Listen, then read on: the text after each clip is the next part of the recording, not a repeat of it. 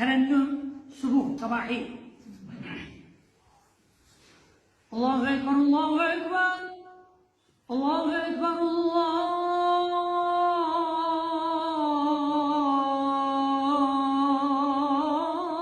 الله أكبر.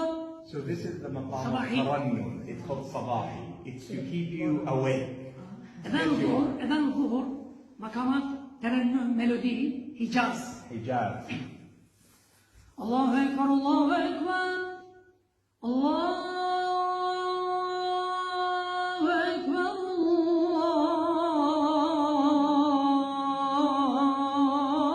الله أكبر.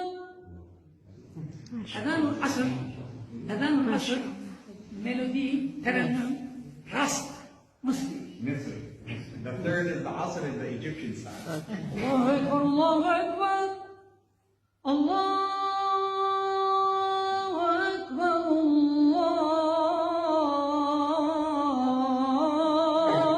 الله أكبر. أذان المغرب أذان المغرب أذان بسرعة كثير. Maghrib has to be very quick because Maghrib comes in and goes out. مقامات ترنم سجع. Sajah.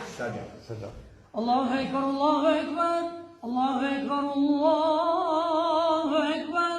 أشهد أن لا إله إلا الله أشهد أن لا إله إلا الله. So no mad. سجع. أذان العشاء ميلودي والشاكي حسيني حزين يعني بدأ.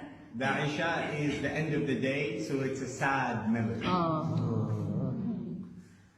الله أكبر الله أكبر الله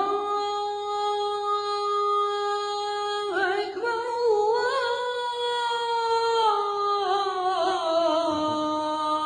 الله أكبر.